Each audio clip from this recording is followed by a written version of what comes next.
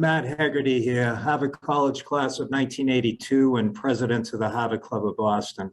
First, our club land acknowledgement. The Harvard Club of Boston is located on the traditional and ancestral land of the Massachusetts, the original inhabitants of what is now known as Boston. We pay respect to the people of the Massachusetts tribe, past and present, and honor the land itself, which remains sacred to the Massachusetts people.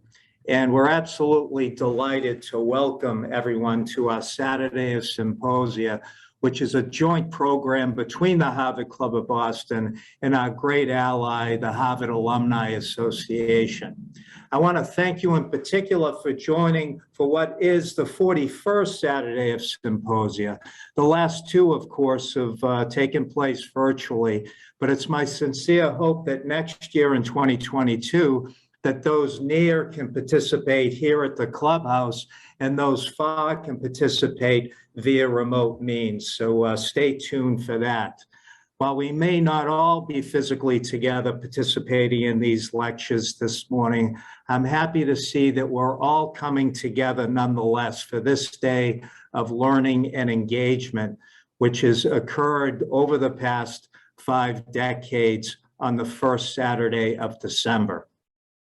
A little bit about our club, and I encourage people, if they're in the neighborhood, to stop by the clubhouse, or at least if you're far away, hop on the website. It's a real festive time of year here at the Harvard Club, and we'll hope you'll visit us. Our in-person gatherings and events continue to be quite successful. I had classmates of the class of '82 here for a Harvard Yale watch party a couple of weeks back. And there were many other classes represented there. So it's a terrific place to meet old friends and new. And there's a lot of energy here at the world's finest city and alumni clubs. So hit me with an email at president@harvardclub.com if you're in the neighborhood. This morning, you will be participating in one of 2 lectures by our esteemed Harvard faculty.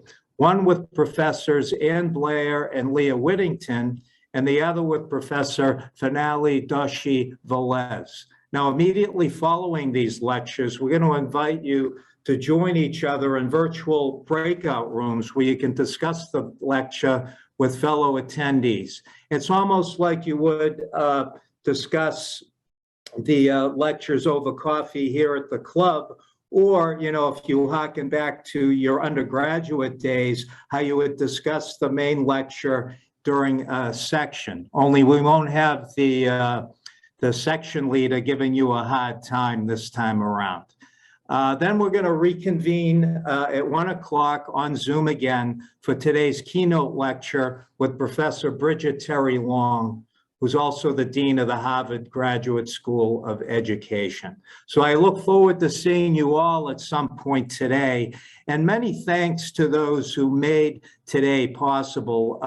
Christy Burns, our Director of Member Events here at the club, Jan Saragoni, who's head of our Membership Engagement Committee, the great Marlene O'Brien, who actually is the chief architect of this great event.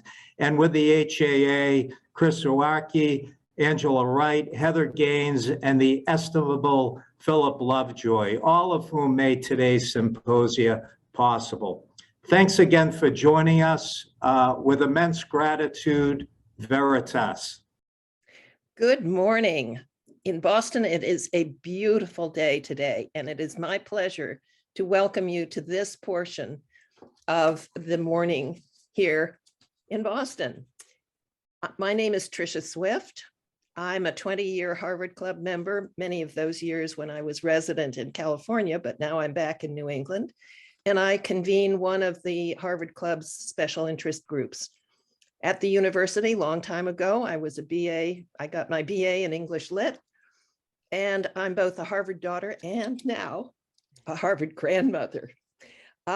This morning, I am so excited to hear what's happening around in both the English department and the history department, and get a foretaste of what my granddaughter, class of 2026, who is now in Spain on a gap year, a foretaste of what she's going to experience at Harvard, which I think is very different from what I experienced.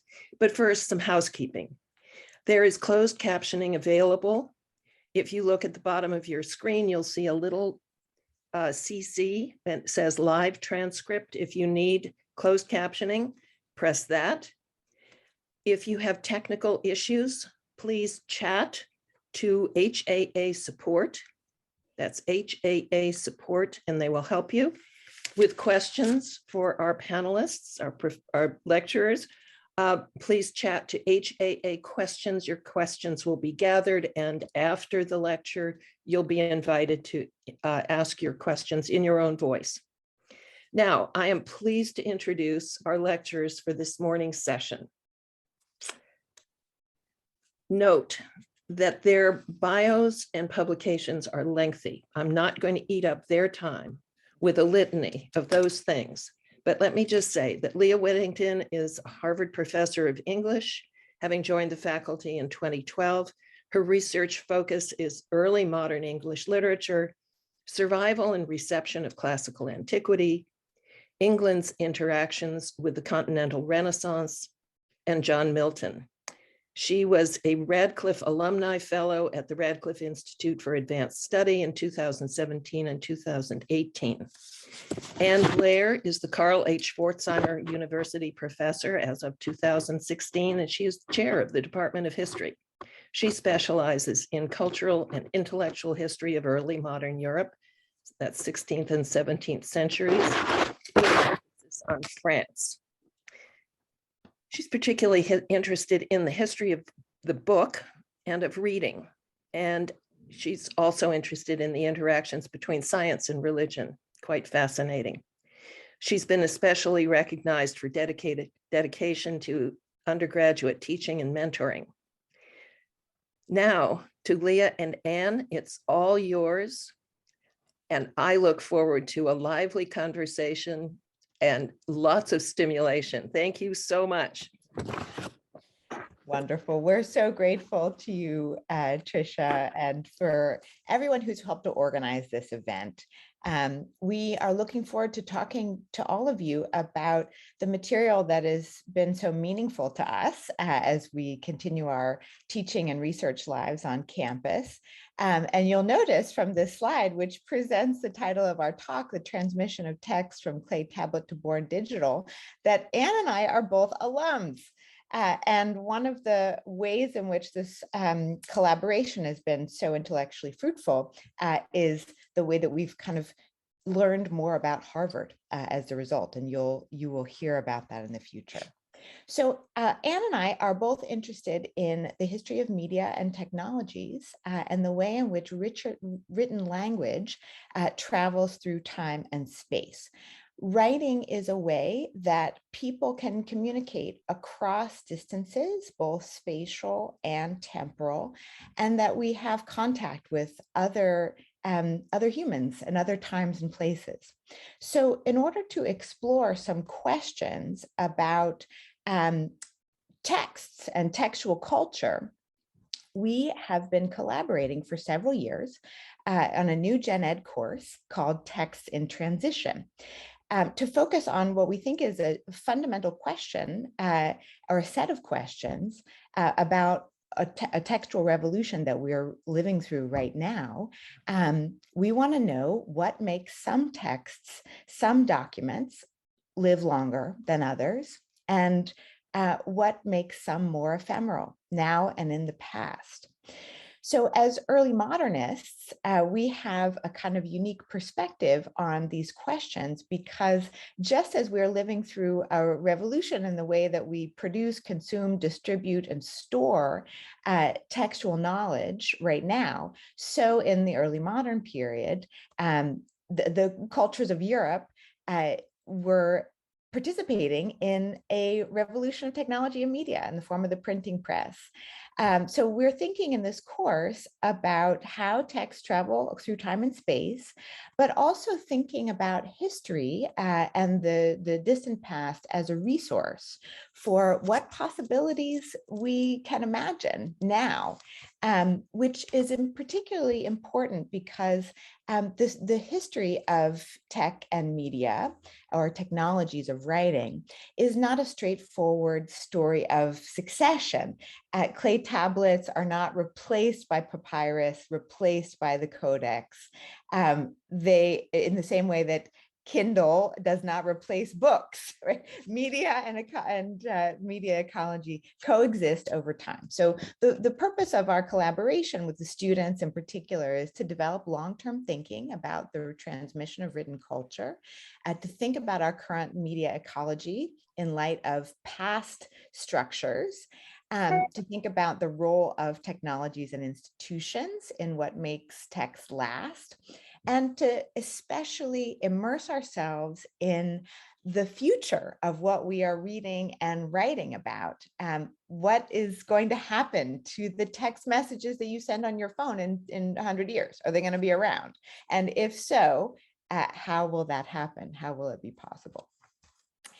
So these are the questions that we've been thinking about together, both in our research and our teaching. And it turns out that as we have explored this material,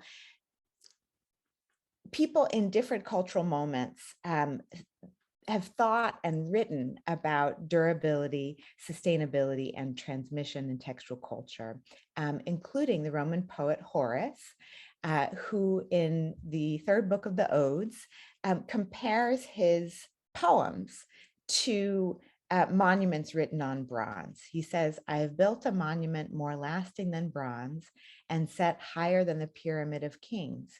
It cannot be destroyed by gnawing rain or wild north wind, or by the procession of unnumbered years, or by the flight of time. I shall not wholly die." So you see how writing and longevity and durability are all tied up in a story that's about material history, cultural history, and institutional history. So Anna's going to tell you a little bit about how we've structured the course along those lines. Not sure what this red line is doing. I hope it's not there on all my slides. I don't know that I can get rid of it. It's not showing up. Anyway, thank you for having us. This is such a pleasure to join you. The course is divided into 3 units, which are roughly arranged chronologically, but also thematically around the 3 elements that we feel are most important in explaining the transmission of texts. So the first one is material. Obviously, some materials are very durable, and we have texts that are written on stone or on metal or on clay that have survived for millennia. The problem is that durable material isn't the only factor. Maya petroglyphs, for example, survive, but we actually need to reconstruct their meanings because there has been no cultural continuity to help us understand how they were written. So in fact, many of the texts that are familiar to us that are very long-lived, from the Bible or ancient Greek and Roman literature or ancient Chinese or Indian literature, were written on very fragile media in their day and yet have come down. And that is where cultural transmission comes in, which is maybe the most powerful. Even in the absence of material transmission, you can have very effective cultural transmission by copying, by teaching, by emphasizing a canon of texts, often religious texts or educational texts. But finally, institutions play an important role. For example, in the transmission story of those ancient texts, it was not a continuous transmission, but many of those texts were copied into parchment in the early Middle Ages and then largely forgotten for about 1,000 years until the humanists came along in the Renaissance and decided to take interest in these texts that had been sitting. So the institutions where they sat are of crucial importance. And some of them are still existing down from the Middle Ages. Many of them were formed in the early modern period, not just libraries, but starting in the early modern period, also archives and museums. And one of the great pleasures of the course is to take students to visit Harvard's repositories. Well, that line just seems to be there, doesn't it? I don't know. What do you recommend? Shall I try and erase it? It's fine, and It's fine. we don't Okay, even notice. We don't even hazards. Yeah. So one of the core things we want to emphasize in the course is continuity, and how this on the left, you've got the collection of parchment rolls of the British Parliament that only recently declared that it no longer needed to enter certain documents in this form. So they have a very large collection of parchment rolls, which of course is how things might have been stored in rolls in antiquity, in parchment, but more likely in codex form in the Middle Ages, except the roll was reserved for special documents. And there is a similarity with the material form that texts often take today, which is server farms. And these are very much material things consisting of hard drives that, of course, run on electricity, take a large carbon footprint, and also require constant maintenance, both software and hardware updates. The average hard drive lifespan in a server farm is no more than 7 years. So the course invites us to think about what we're getting ourselves into as we shift to digital. And we take the students to hidden corners of the Harvard campus, and we meet the people who work behind the scenes, often unbeknownst to most of us, to preserve and make accessible and save for the future generations Harvard's amazing collections. So we visit the Harvard Art Museum. Here we have a bay of objects that Leah and I selected from their amazing collections, all of which are digitized online, nicely cataloged, that we show the students. Houghton Library, which we visited a few times, both for their recent African-American collections, also for their medieval and their early printed books. Here we've got some examples of a medieval manuscript fully digitized, which does not look as we might expect. It's really a working manuscript with many different handwritings, signs of use, no special aesthetics. On the left of that, of course, we have the kind of illuminated medieval manuscript. Here is a Bible, which conjures up beauty, but which is also quite functional. Even in the absence of page numbers, you see the heading on the top enables you to move through the text and find out where you are. And on the upper left, we have an example of a wonderful feat of early modern printing, which is the Polyglot Bible. Here, a piece of the Old Testament, which is available in Hebrew, in the Septuagint, a Greek translation of the Hebrew Bible, the Vulgate of St. Jerome, but also the Latin translation of the Septuagint. And in the bottom, we have Aramaic in Hebrew script and the Latin translation of the Aramaic. So lots of delicate composition required here to make those pages available. This is a late 16th century Plantin Polyglot Bible. Then we take them to the Weissman Preservation Center, where we get to meet the people and watch them in action using their special tools, whether it's microscopes or very fine paper that they use to repair tears. The students had a great time also trying their hand at using oak gall ink on a little piece of parchment, which we all got to take home. Finally, we visited the Harvard University Archives, where of course the university is archiving itself. We looked here at the PhD dissertation of W.E.B. Du Bois, and you can see here that the front pages are manuscript, even though the bulk of the dissertation is typescript, although the footnotes had to be added by hand. Really an amazing experience to watch the impact of student experience and new technologies over time. So I'm going to hand it over to, you're muted. Coming out of the material of this course, we would like to share with you 4 examples, 4 stories of text and transmission that illustrate kind of the particularly knotty and messy and complex way in which texts work and come down to us from very distant times in the past. So the first example that I'm going to talk about is a clay tablet from ancient Mesopotamia. This tablet was produced in the late 2nd millennium BCE, and many of you will know that ancient Mesopotamia is one of the places in the world where writing first emerged as a technology for recording human thought, along with ancient China. So you can see that this tablet has 2 elements. There's an inside with cuneiform writing, and then there's an envelope wrapped around the tablet itself. So we are immediately thrown into a situation of communication. Now, why are people communicating in ancient Mesopotamia? The real story is about trade. So in the Indus Valley civilization, people wanted to start trading tin and copper for silver and gold. So they moved west into Anatolia and set up trading outposts, such as the colony of Kanesh, which is circled in red. And Kanesh is an archaeological site that has been studied over the past 100 years or so, where archaeologists found, in fact, a separate trading district, complete with stores and shops that doubled as houses. And in the back rooms of these houses were personal and private archives, file folders, where people stored important documents that mattered to their commercial lives. So the tablet that I showed you records a business transaction, and you can see how there are sort of very important layers of revealing and concealing the nature of that communication. It had to be sent a long distance, so it's covered in an envelope, both to keep it safe, to keep it private, and also to authenticate the document. So on the envelope on the outside is the seal, the personal signature marker of the sender.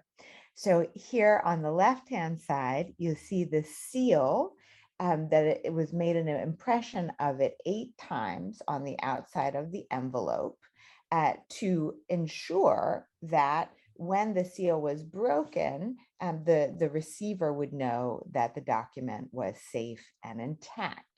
Now the question comes, how do we have this letter with an envelope around it from the 2nd millennium BCE that was not meant to last really more than the lifetime of the sender and receiver, the merchants who lived in the colony of Ganesh and were trying to make their livelihood through trade? Well, it happens that by chance, the trading district caught fire, and the entire area was destroyed, all the buildings, furnishings, etc. But whereas fire consumes many materials and destroys them, with clay, it hardens it and fires it just like you would if you were making a pot or a pottery. And so as a result, this very ephemeral document was, in a sense, frozen for all time.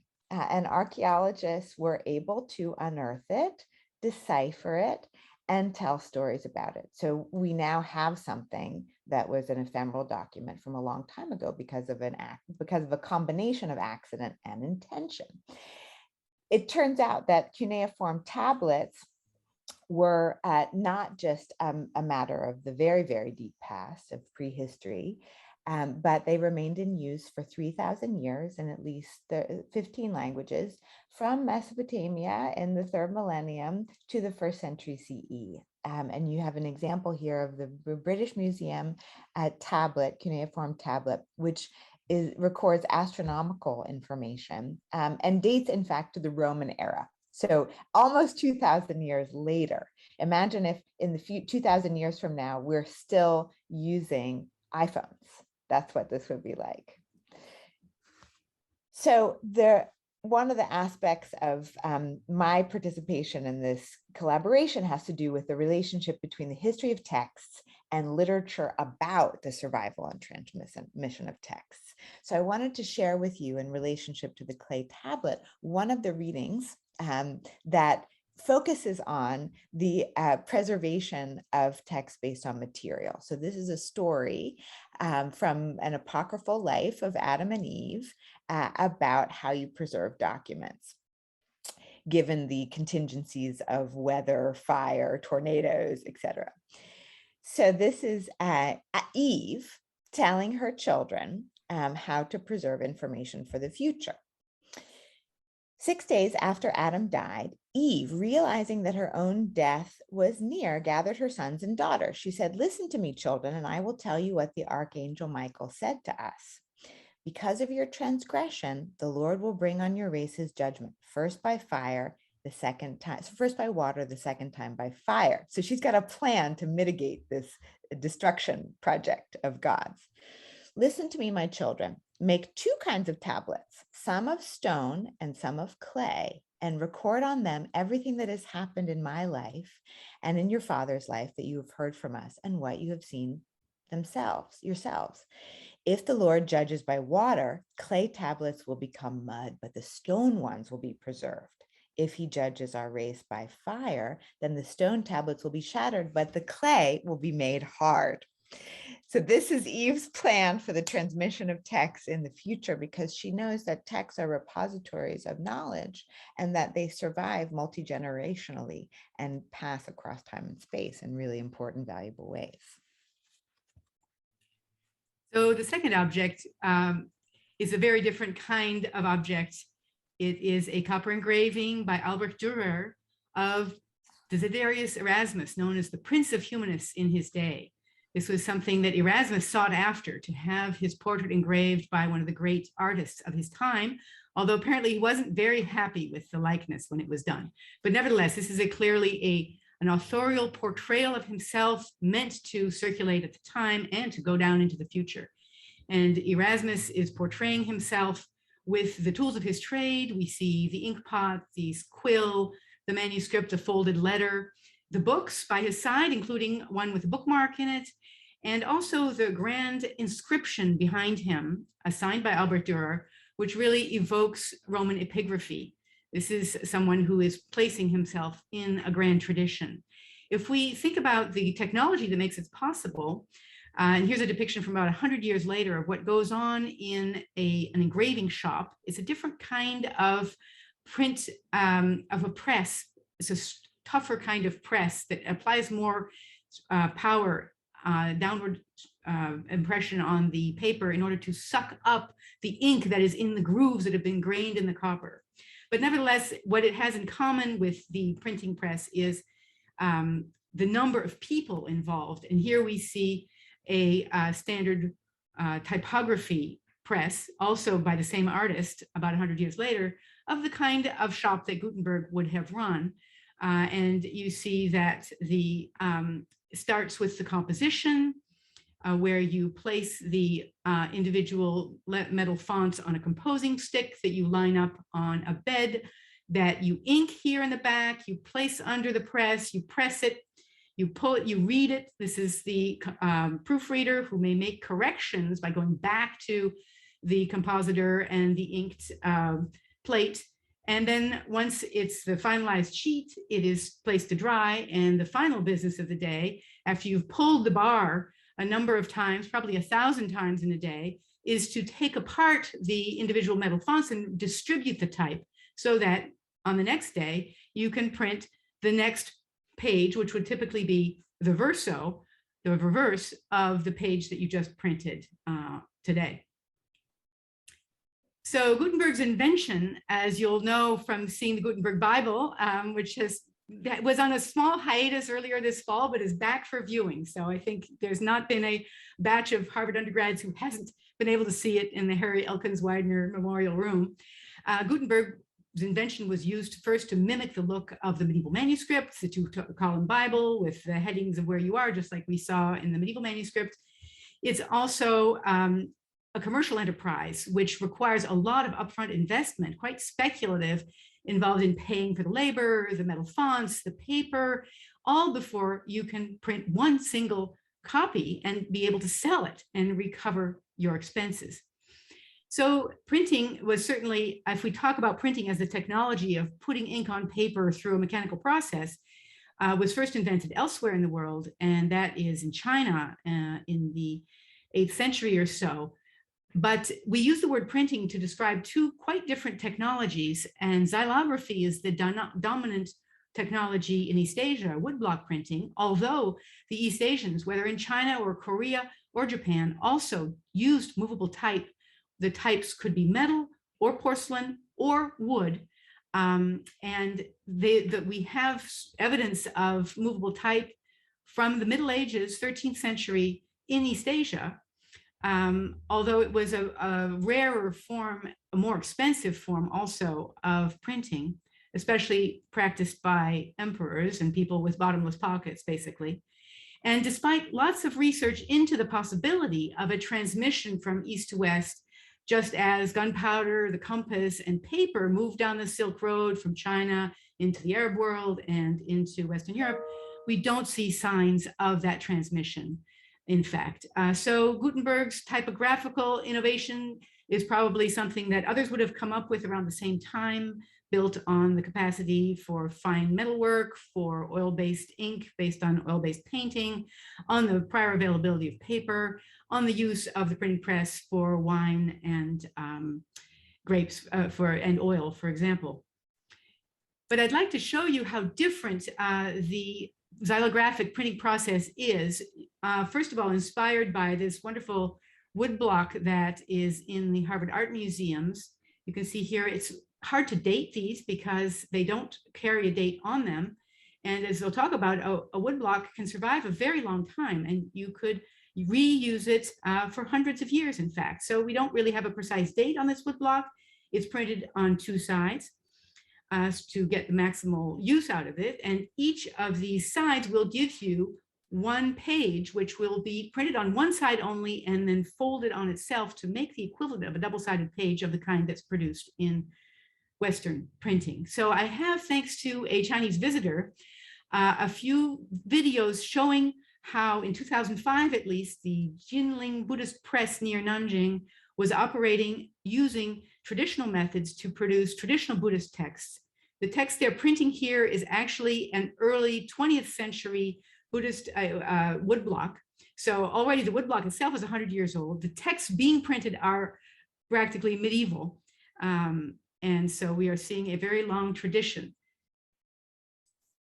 persisting. Okay, my computer's deciding to spin just now, which is not super reassuring. There we go. So you can see she's got her woodblock and she's now inking it. I'll send it again, maybe. She's inking it just like the Europeans do with this leather ball up to which the ink is applied. And then with a quick brush, she prints the sheet on one side. The next step is to fold the sheet to turn it into that double-sided equivalent. Sorry about this, the computer's deciding to think. There we go. And so the center strip is what faces out at the viewer and actually contains the title of the book and its page numbers. And here we have the final step, which is sewing all those double-sided sheets together with this traditional blue paper binding. Most Chinese books require multiple fascicles, and you would put the fascicles into a box, and that would be your book. Our Harvard Yenching is full of lovely such productions. So these woodblocks can survive a very long time, as evidenced here in the Tripitaka collection of some 81,000 13th century woodblocks, from which you could print as long as the woodblocks are kept safe from fire and flood. I fear wood is vulnerable to both, as is paper. But basically, xylography enables you to have print on demand across some very long periods of time. So we are reinventing something that has been around a long time. Okay, so let's come up into the digital era now. Our last example is a born digital text written by me, because as it turns out, Anne and I are not only alums, but I was her student. I was a student in her class in 2001. It was one of my all-time favorite classes at Harvard. It inspired me to become an early modernist. And at the end of the course, I wrote her a thank you letter because I loved it so much. I was that kind of student. So I sent this email to her on 31 January 2001 using a software program which no longer exists.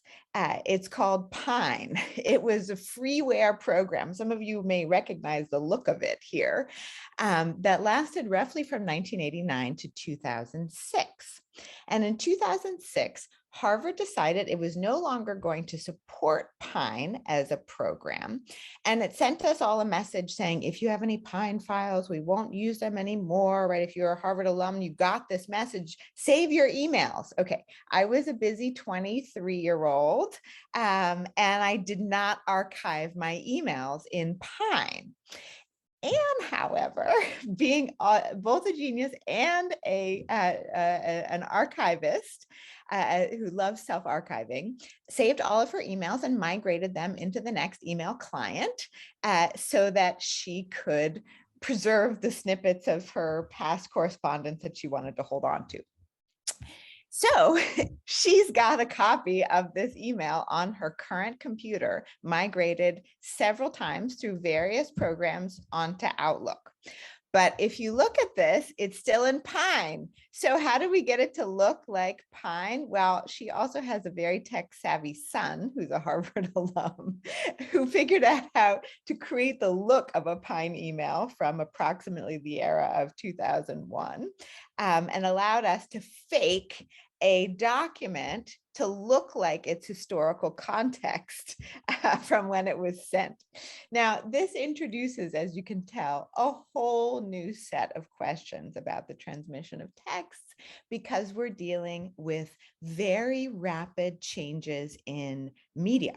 And by media, in this case, we mean both the interfaces in which we encounter written language and also the programs and software and computer code files, computer files that are used to store data.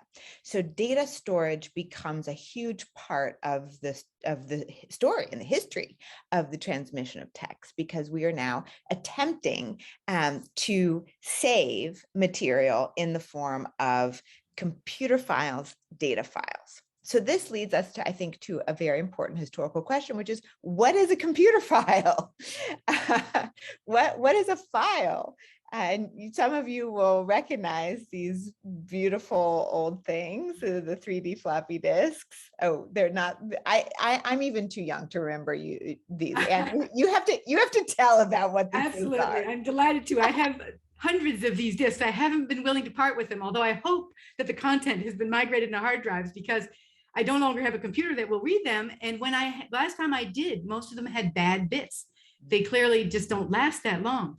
But what's fascinating, the idea of faking past media, if you look at the save icon today, it is the image of a 3.5 inch floppy diskette, which succeeded the 5 1/4 inch, which succeeded the 8 and some inch floppy diskettes that came before. And of course, our students have no idea what this image is. And I love this meme here that, oh, you must have 3D printed the icon for save, which no, it's in fact just an old thing. So what is a file? And of course, being text people, both Leah and I would turn first to the Oxford English Dictionary to try and figure out what a file is. So it is a word that comes from the French, which comes from the Latin for thread. Why thread? So I'll start with computing. This is a meaning they give us in 1954. It's interesting they don't document it as more recent than 1969. We've just exploded our use of the word file as a collection of related records stored for use by a computer. Prior to that meaning, of course, we had for a collection of papers placed on a file or merely arranged in order of date and subject for ready reference. What does placed on a file mean? If we go back a meaning, a file, as fil in French, is a string or wire on which papers and documents are strung for preservation and reference, first attested in the OED in 1525. So that filing, if we look here, this beautiful portrait of a merchant, and just like Erasmus, he is accompanied by the accoutrements of his trade. So we see the scales, of course, the ink and the sand and the paper and the quills. And then in the upper corners, we have his archives. These are evidently papers that are, you see, poked through a string, which ends in a needle, which is very helpful for poking, of course. And we have the same on the other side.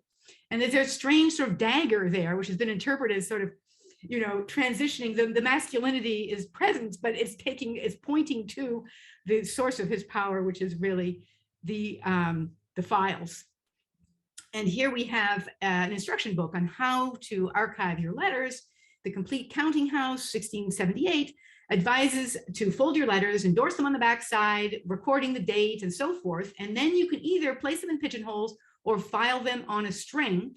And the master replies, of the two, I think filing them up is the best, for there you turn to the letter in a minute, find out the passage without having the trouble of folding or unfolding the letters to look for what you occasion, but have recourse to them immediately, and so hang them up again. So the file is in fact an early modern invention of this kind based on an earlier practice. Of course, people sorted things before, but we know less about it. And I'd like to point out, I went down to the local dry cleaner to note what I see as a remnant of this method of filing, the ticket stabber. My undergraduates, I posed them the question, what would you call this? And they immediately came up with a ton of great suggestions and voted for ticket stabber as their favorite. Of course, files also look like this. From the 1890s to the 1990s, basically, filing cabinets were the stuff of organizing your records, especially for offices and governments. And I believe some members of the history department still maintain paper records. And we then hand them off to the archives. So paper files have been bound in volumes, and then they are kept in these file boxes, of which the Harvard Archives, these are the records of President Conant of Harvard University from the Harvard Archives, thanks to Ross Mulcair, who shared his file of photos with us.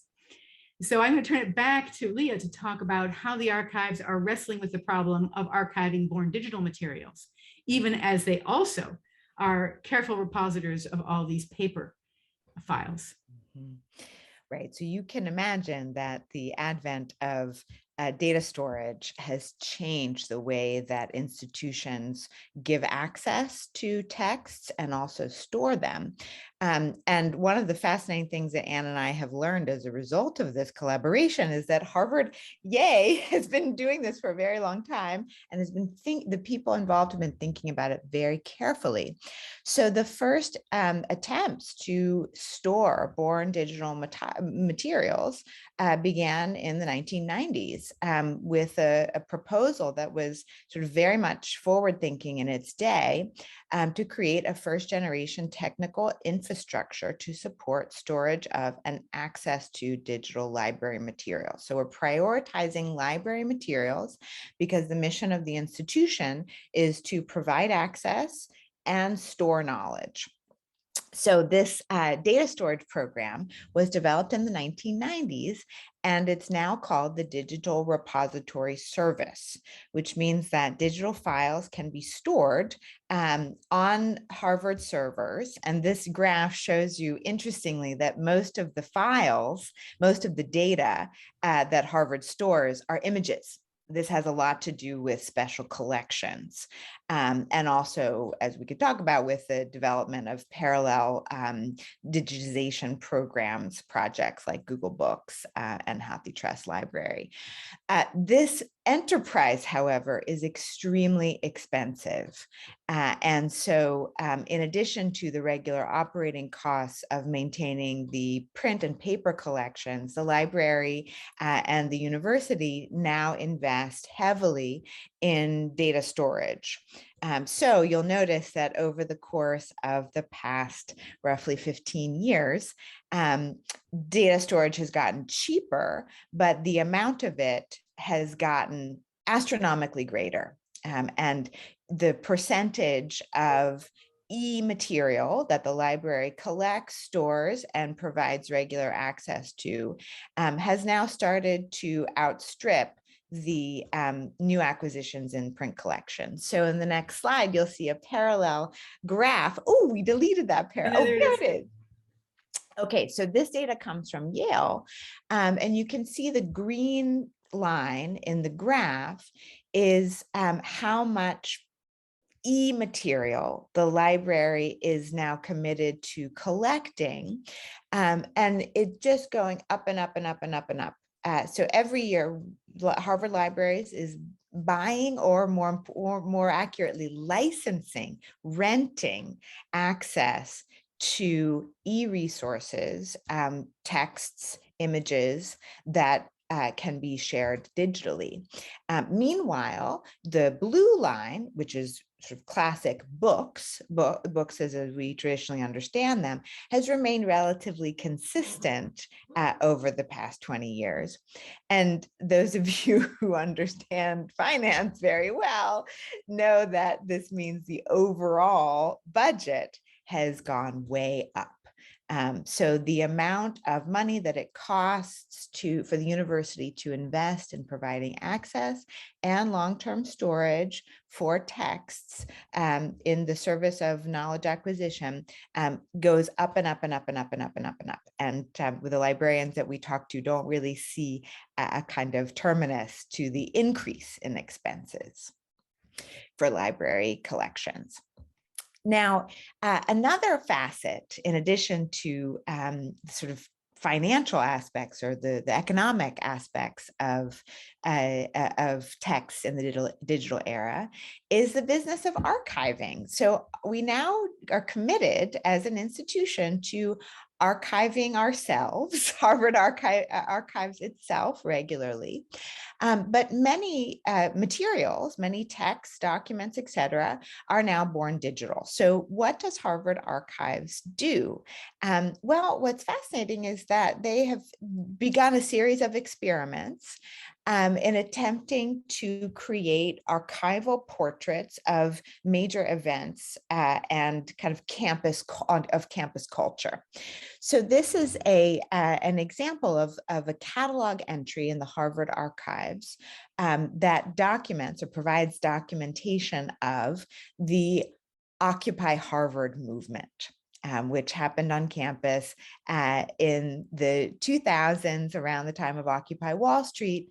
And the archives consist of a series of websites, social media files, and images. So Anne is kind of scrolling around, giving you the way that the archivists have curated the collection to tell you what the Occupy movement is, how it was documented, and you'll see, here we go, yay, that we say, although Harvard produced traditional media, that is print media, in connection to the Occupy movement, most of the activity on campus happened via Twitter and Facebook.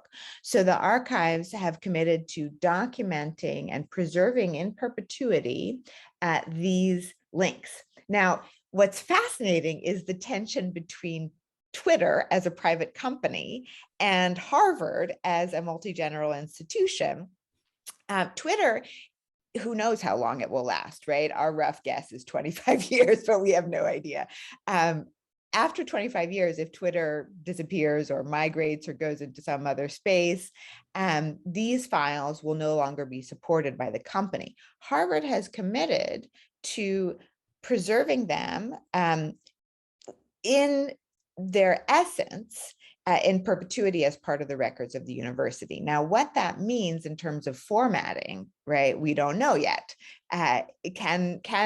Will we have somebody like Anne's son who can back engineer or fake the look of a Twitter feed 30 years in the future when Twitter no longer exists? We don't know. But the archivists are committed to maintaining the collection, the content, which is both format and text.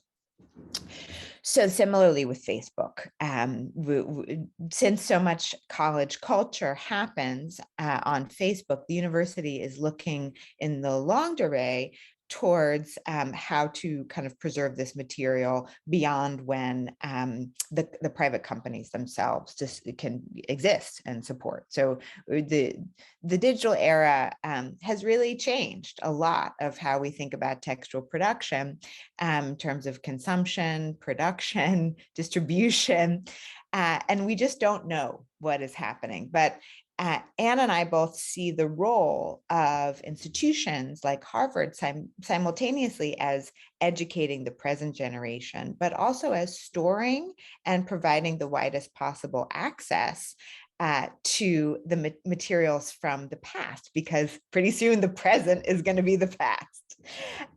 And we have examples of students all over campus using texts, using materials in all media, from books, newspapers, computers, the web, digital materials.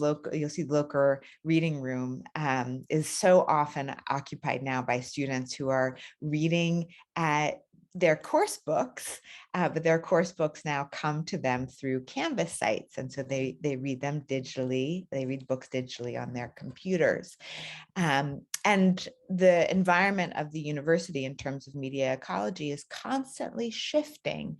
And part of that is, I think, not a new story, right? That's always the case. And what we know from studying the past history of the transmission of text is that it's always a moving target. It's always a little bit messy. But as an institution and as educators, we are committed to preserving and maintaining the access and distribution of these materials. So that's a little bit about who we are, what we're up to, and what we like to think about. And we're just delighted to talk to you more and answer questions about this material that we've presented, or other stuff that is on your minds as you listen to it and receive it. Thank you. Thank you so much, professors. This is absolutely phenomenal. So we have time for some questions from our audience. I think first we're going to bring up Tony Artuso to ask a question. Hi, Tony. Please feel free to, let's see, we first have to allow you to unmute yourselves. There you go. Go right ahead. Okay, I take it you can hear me now. The question I had was, how did an English professor and a history professor wind up collaborating?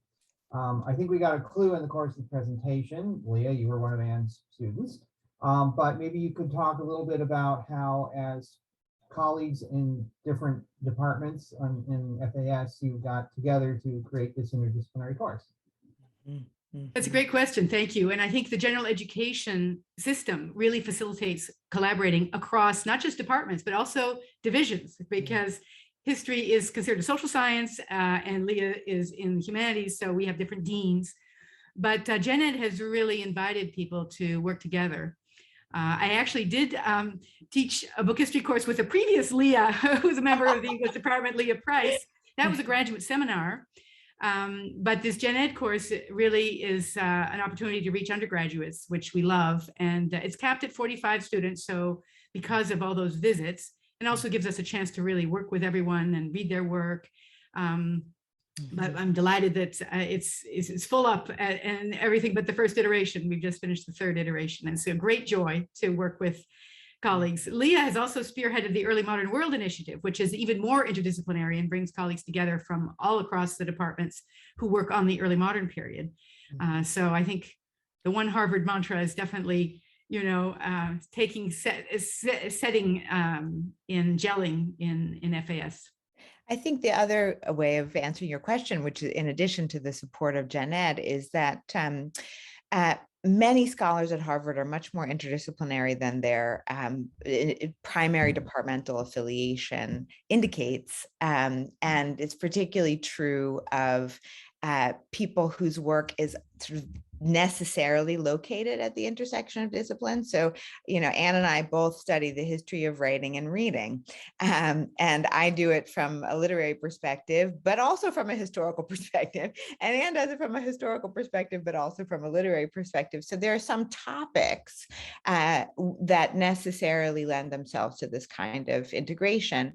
And I think the Gen Ed program has sort of recognized that some of the biggest questions that we need to ask as a culture or as teachers don't sit super well in disciplines as they're traditionally defined.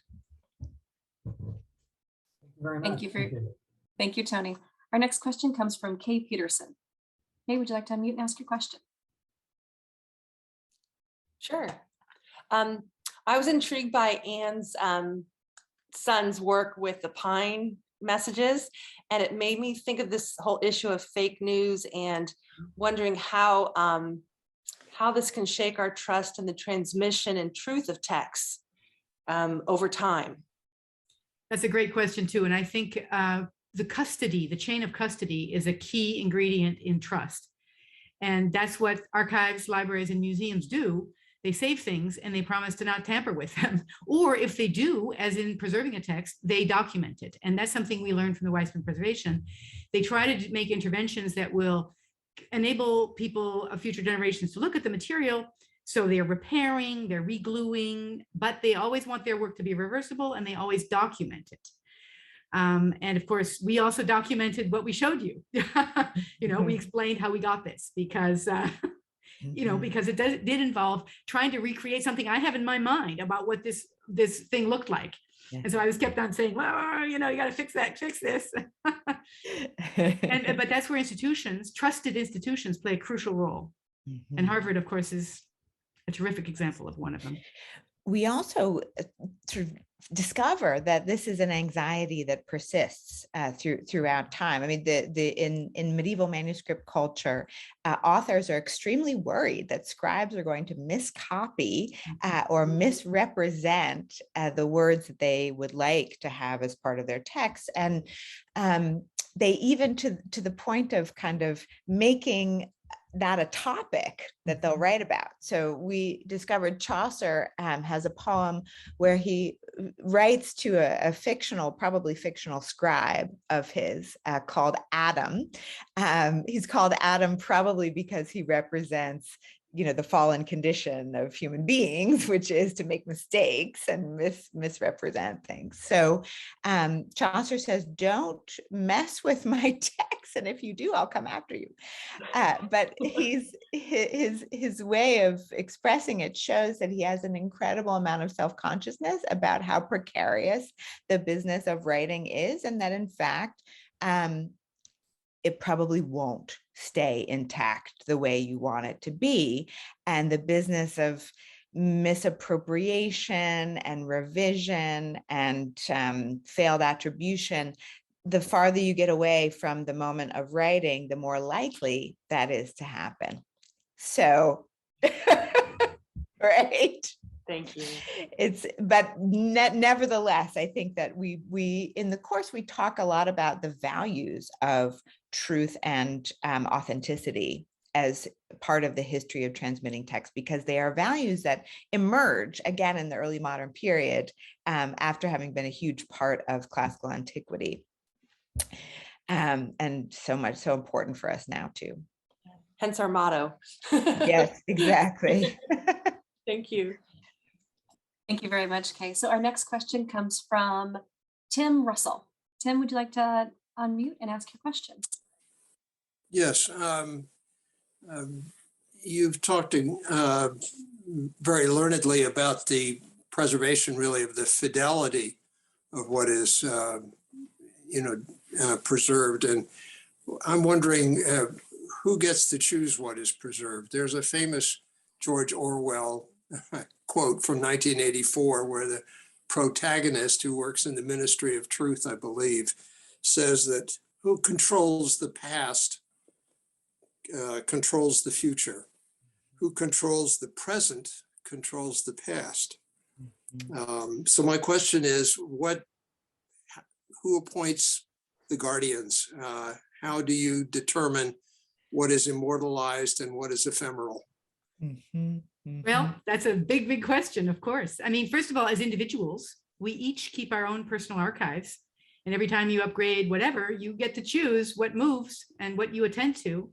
And I regret to say that I didn't save all my emails from previous day. I only saved the good ones. I put them in a little folder, and I can't access my emails past 2010 at the moment, it seems, except for the ones I had decided to save by other means. So that's one level. Institutionally, of course, we have professionals. These are the librarians, the archivists, who decide. They are constantly faced with this decision because everything they bring in, they are committing to keeping, for as long as possible, which is a big commitment of resources, human and financial, and space. So they have to make decisions, and they often make them on a committee basis. And of course, they make them on the basis of the things that we value now. And those criteria will always be changing. And I love this story of a Harvard student manuscript from the 18th century, which was donated to the Harvard Library. And the letter accompanying the document explains the donation. In 1909, he says, this is my great-great-great-grandfather Trumbull's, student notes. It has no commercial value. It is only as a curiosity, gives it to the library. And 100 years later, I am studying student note-taking as sort of how ideas and texts are transmitted. And I love the fact that we have this object, which the archive saved because it had a clear Harvard connection, even though apparently no one at the time, thought it was particularly interesting. So we hope that many things will be saved, even though currently they don't seem all that great, because someone in the future might be able to make a use of them. Parchment manuscripts, for example, now the DNA of the parchment can be studied to see what animal was used, and that suddenly opens up all these questions about what animals people were raising and eating in various parts of the world, et cetera, et cetera. Questions that no one would have thought of. The reason they were saved is because they have lovely illuminations and they were expensive and they are the Bible. But we need to save things because we don't know the questions we could be asking of them in the future. But on the other hand, we do throw things out because we cannot save everything. And we are limited by the things that we currently think are interesting. And we regret all the things that were not saved about, marginalized people. And, and then we're delighted when something turns up accidentally that might, that wasn't saved on purpose. Yeah. Regimes of value change. And that's one of the key kind of components of the course, is that we want students to go forward and, probably they're going to be involved in some ways in deciding. I mean, we decide. I think the answer to your question is we decide. There's no there's no Orwellian big brother hanging out in the background making these decisions, except to the extent that we in Western democracies are participatory in governments that value preservation of the past. There are many regimes that actively destroy any material that goes contrary to what they currently value. And that story is reiterated over and over again throughout history.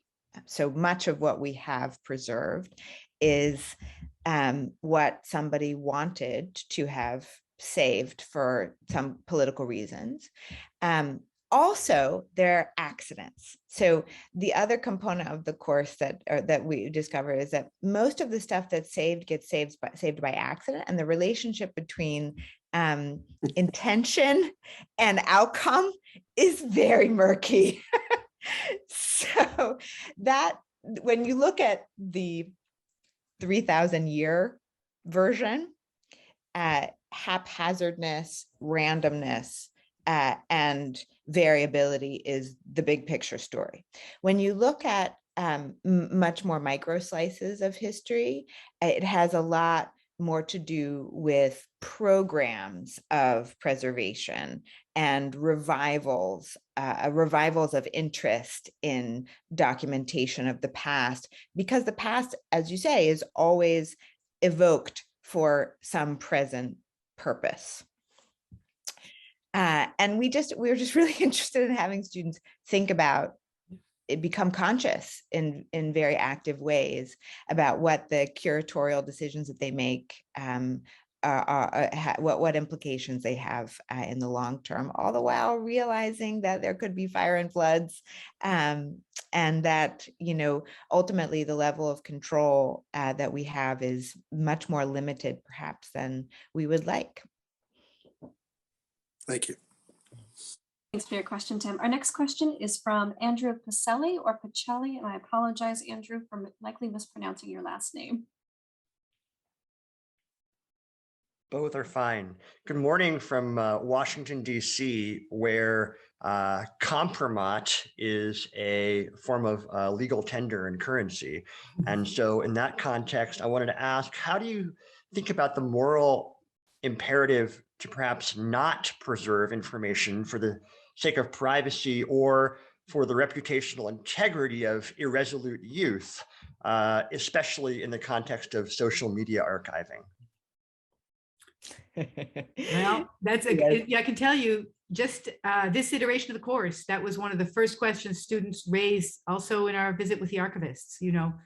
What right do we have to be looking at these student notes from 18th century? We also looked at some from 1922, which is outside the 80-year limit on archives. And they were very conscious of this. And it's a very important question. I think it goes down to the individual again about you can destroy. Of course, there are many, many letters preserved that say burn this letter on receipt. So as you let go of something, as we know, much of the compromat is, screenshots of something that you may remove, but it's not actually ever removable if someone takes a screenshot of it and puts it to other purposes. So archives, of course, have strict rules. And again, about keeping things private. And as you deposit items in the archives, you can set terms. But of course, at a certain point in time, which is usually something like 80 years, there's a limit to what you will be able to control after your death. Yes. And you were raising a question about the blur between private and public life in textual production, which we were happy to discover the librarians and archivists are thinking very seriously about. And their Office of Scholarly Communication at the Harvard College Libraries, which sort of regulates the fair use of material, textual material produced by people who, it's sort of by creating it, let other people use it. The doctrine of fair use is essentially that if you produce it in a way that can be accessible by other people, we as a culture, you're necessary. We say, okay, other people can use it without citing, without attribution. That's kind of the basic logic of the fair use doctrine in legal culture. Of course, we also want to limit fair use, and the legal structures around limiting information are very well developed, especially when it comes to scholarship. But of course, the issue changes when the genre of the material that you're producing is a kind of hybrid public-private piece. It's not, when I write a scholarly article, I know that I want it to be published in a journal, and the whole purpose of it is for other people to read it and for me to contribute to knowledge. That's the whole business of scholarship. But if I am writing a diary, that's private. And I keep it in a place where nobody else can access it. But when you have social media as diaries, that's where the kind of tension between public and private is. And students understand this. And so many of them make choices about what they do on social media. They have their own paper copy diaries that they put in a box. So there are different ways of tackling the privacy of information that come from simultaneously our commitment to having our own individual lives that can't be viewed by others, and also our commitment to having an open culture. And you see exactly the tension between those two things put so much pressure on it, right, when you talk about technologies that break down the barrier between public and private. One other thing that comes to mind is we're relying on third parties so much now. When you say that the diary on paper, that's one form, but people keep private information on a Google Drive. Yes. And then of course, just how private is it, because Google is this other entity, or, wherever it is. So that's a concern as well, that there's always this intermediary as we create digital things and rely on the cloud at least. Thank you so much. So we have about 5 minutes left. Let's see if we can get in 2 more questions. Up next is Catherine Kennedy. Catherine, would you like to unmute and ask your question? Yes, good morning from Salt Lake City, Utah. I'm wondering more specifically what assignments and tests you have in the course, and do you archive them? And then a follow-up question as well, how has this changed your own personal libraries? And you've talked a little bit about that, but as you see, I've got a library behind me, and I'd love to think about how I should maybe change the storage that I'm using for my texts. Well, the assignments have been great fun. We have weekly assignments. It's a front-loaded course. And so every week we have them we try to broach in lecture and model the kinds of assignments we want them to do on their own.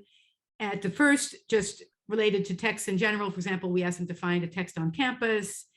We ask them to write a label for an object in the museum that we would have visited or that they looked for on their own. But after week 4, we ask them to choose a text that they wish to send into the future. and that they were going to spend the rest of the semester basically curating. And that involves packaging it for other people to appreciate, writing paratexts, doing a close reading, a commentary on the language of the text or its literary qualities, thinking and discussing its context, the historical circumstances which made it possible, that dictated also how it came down to them. And then ultimately the question is, how do you want to send this into the future? Because there's the sort of beautiful, especially small and lovely object, which is a great way to have something survive. Or there's the many, many copies, the redundancy is another way. Of course, there's digital versus paper. And of course, there's doing it in multiple modes at the same time. So that's terrific fun. So they do these weekly assignments. They have 10 of them. And then by the end, basically, they have material for which to write a final paper about their text and basically the topics that most resonated with them as they share with us as instructors. We had just had our oral presentations where the students listen to each other present. And the students can choose whether to make their oral presentations, which we also ask them to tape, like a Zoom tape or on a Mac. And then they're certainly giving that to us as instructors, but they can also share it with their other peers. And I'd say about half have decided to share with their peers. What you're talking about in terms of storage is related to another issue that I think we're both fascinated by, which is discoverability. So, your collection of materials is only as good as your search engine. So can you find the information that you want when you want it? And in some ways, any decision that you make about, let's say, migrating your library to ebooks or putting some of those books in a different room, which I don't at all recommend, I love them, it is related to how they're organized. So the organization of information becomes even, I would say, more complex when we get to digital materials, because the algorithms that are written for search engines often miss stuff. And Anne and I are kind of continually flummoxed by even the most fantastic discoverable tools on the planet, which is, Harvard Library Hollis search engine. But it doesn't recognize it doesn't do variable word search. So if you mistype one letter, word search, yeah, if you mistype one letter, you can't find it. And think about how many thousands of scholarly articles and authors are in my head. I'm thinking, is it Smith? Is it Smythe? Is it? So the search engine won't help me discover that. And that's a choice that's made in the design of search tools. So discoverability is now the key question, both in terms of storage and access. It combines them. So we give the students this amazing documentary called Cold Storage, which is about how the Harvard repository came into being. So you use the library search engine, you discover there are actually millions of books not located on campus, but located in a storage facility in Alston. And they have to be brought by truck or van to Widener and then distributed. All those books are cataloged, and the search facility has gotten so large that they've decided to collaborate with other institutions. So if there's a book in the library at Princeton, Harvard doesn't need to own it anymore, as long as it exists somewhere on the East Coast where somebody can get it within basically 24 to 36 hours. So that's a decision of purging. We don't have enough space. We've got millions and millions of volumes. The upkeep is too expensive. The resources are not being used very often. So let's save one copy instead of 10. That's one strategy. But you still have to be able to find them. And this video shows how there's these robotic cherry pickers, basically, sometimes with humans on them, going up and down these massive, 10-story bookshelves, looking for the books. And how are they accessed? They're by barcode, right? But if a book goes in there without being scanned or without being kind of put in the right spot, it is as good as gone forever. It will never be found ever again. So I the just tool, say yeah. about your personal collection, I have struggled with the same thing. A book is also more than its text. And certain copies, you know, I know what the cover is, or and I can get myself a new edition, but it's just not the same. So I would hang on to the things in physical form that mean to you as objects. Of course, many texts we delegate to libraries and the internet to save for us, but some can't be reproduced that way, I would say. Thanks for your question, Catherine. We have so many questions, but we're out of time.